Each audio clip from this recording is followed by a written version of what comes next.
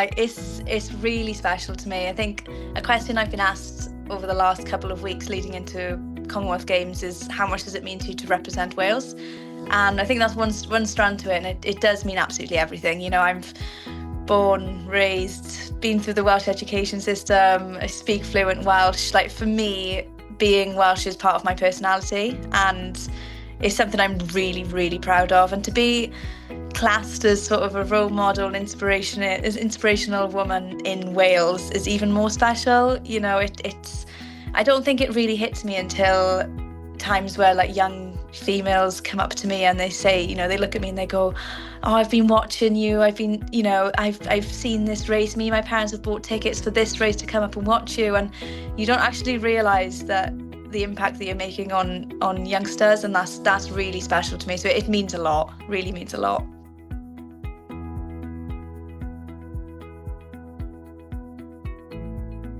Some days and I just have to come home and sit on my sofa in darkness with a cup of tea. But I love it. I absolutely love it, and I think it's complementary of athletics as well. So, you know, it reminds me that like a bad day on the track is not necessarily a bad day overall, and it gives me a massive perspective of, you know, going quite deep of what the meaning of life is, and, you know, that you've got to be a person outside of sport. And I think that's what it's 100% taught me, is I've got to enjoy my life away from sport. Some definitely crossovers in terms of skill set. So they'll see me balancing full-time work and being a full-time athlete, and they'll see on the news that I competed in, you know, different countries across Europe, and then turn up and see them on a Monday morning at 8 a.m. So they're always like, Hannah, how on earth are you doing all of this? And I think it makes them realise, you know what, I can do it. If I really wanted to, I can, you know, put my mind to something and I can absolutely achieve that. And that's really lovely to hear.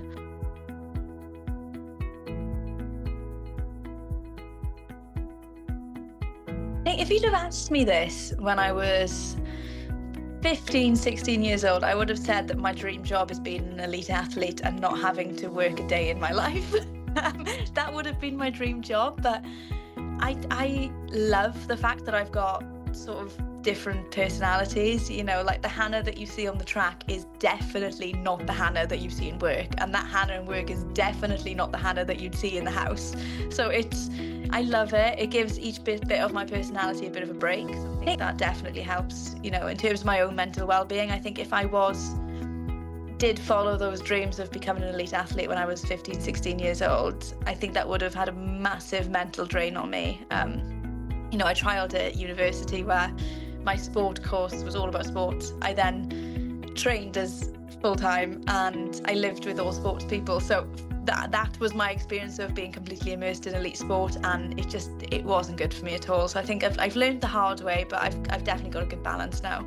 I think when you're immersed in an environment where you have to perform to your absolute A game 24/7, and it's really difficult. You know, I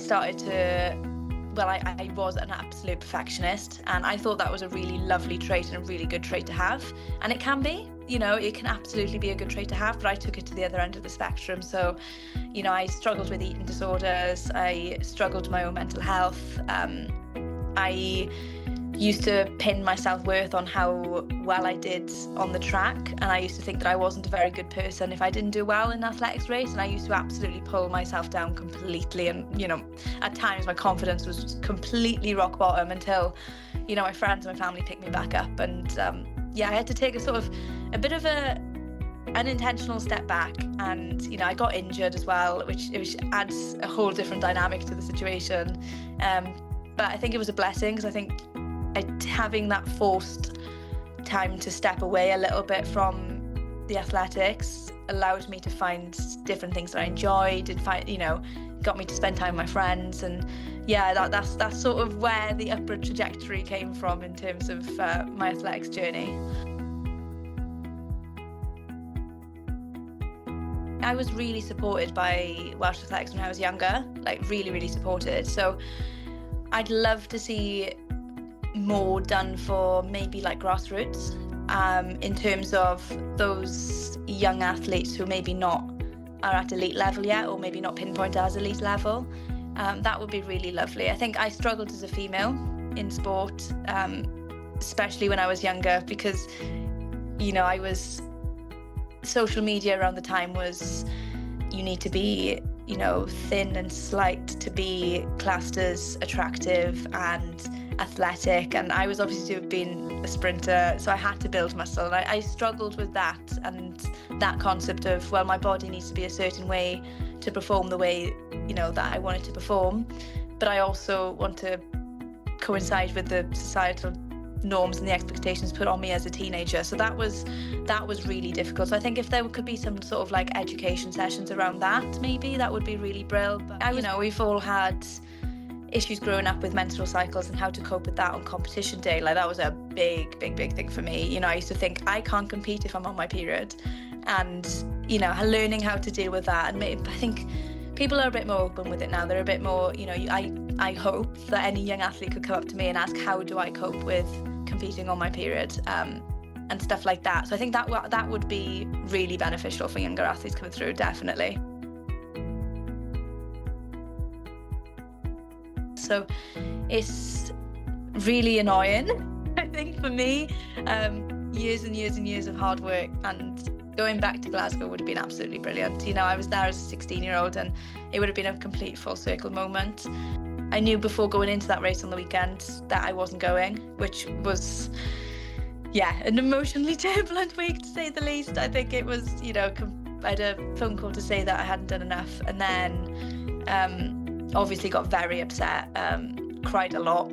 I think lent on my family and friends a lot, and then had just a click in my mind and just thought, no, this is not going to dictate the rest of my season. You know, I've worked way too hard to let the current form I'm in go to waste. So that is when I went into the race on Monday and ran a Welsh record. But yeah, I was standing on the start line going, I need to prove to myself that I am more than capable of being competitive with these girls, and that's where that came from. Yeah, definitely. I think it's like we spoke about before, years and years of having to come back from, you know, really bad times and having to pick myself up and go again and go again and go again. And I think that's where that came from, was to be able to turn that complete and utter devastation of not being selected for a Commonwealth Games and turn it around in a week is a testament to everything I'd been through as well. And that's something I'm really proud of. I don't normally say that I'm proud of myself, but I think looking back now, it hasn't sunk in that I've run that time. But one thing that has come out of it is I am really, really proud of myself for picking myself up.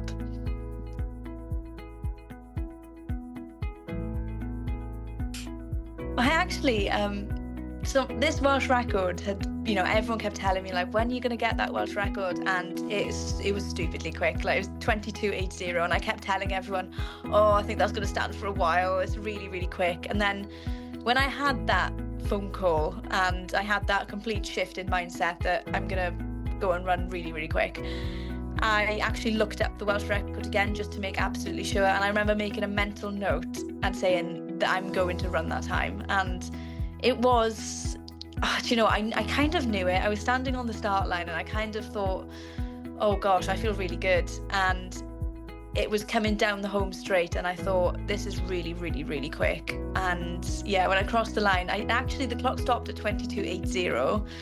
And I thought, oh, I've equaled it. So I got excited over that, and then it got rounded down to 22.79, and I can't really remember much, I'll be honest. I think it was such elation, and yeah, it was, I can't really remember much apart from just bouncing around and shouting and running over to speak to anyone who would talk to me. It was really, really exciting, yeah.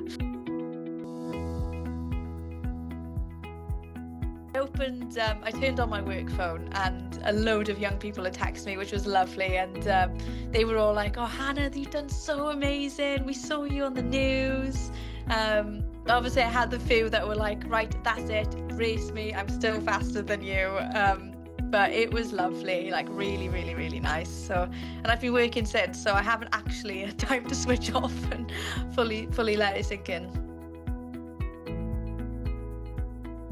But I actually qualified for European Championships, which is bizarre to me, because that was something I never thought I'd ever do, is qualify for a senior championships for Great Britain. So it's going to be really tough. So I've got to run at British Championships, which is the end of June, it's the end of this month. And I've got to try my best to come top 3, which is going to be really, really difficult, because women's sprinting in the UK is really tough at the moment. The standard is extremely high. So we've got world medalists, Olympic medalists, and in the 200s, I'll be competing against Dina Asher-Smith, Amy Hunt, Daryl Nita. It's crazy to think that I'm up there with those women. And yeah, my aim is to just get as close as I can to them and be competitive and not have this, imposter syndrome that I'm kind of looming over me a little bit at the moment of, should I be there, should I not? So I just want to step on the start line, be confident, be competitive, and smile and enjoy it, because I've put so much hard work and dedication into this sport that I wanted to show on the track. Just go after it. There's no barriers on us as women. We can absolutely do what we want, and we can absolutely go after those dreams, and don't give up as well. I think I've had years of going, I'm going to give up, it's not worth it, I'm going to give up. And I'm 28 now, which is classed as quite old for athletics, but I'm still running PBs, I'm still running Welsh records, and if you absolutely want it, go after it and you can do it.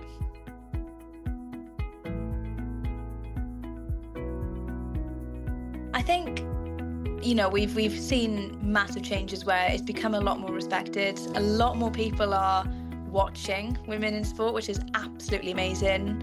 Women in sport are now becoming household names in Wales, which is brilliant. People know who we are, know what we're doing, and know how impressive it is. And I think that just needs to keep growing. I think that 100% needs to just have an upward trajectory, and just be on the complete same level playing field, because we're doing exactly the same thing, and I think we just need to see that keep growing, definitely.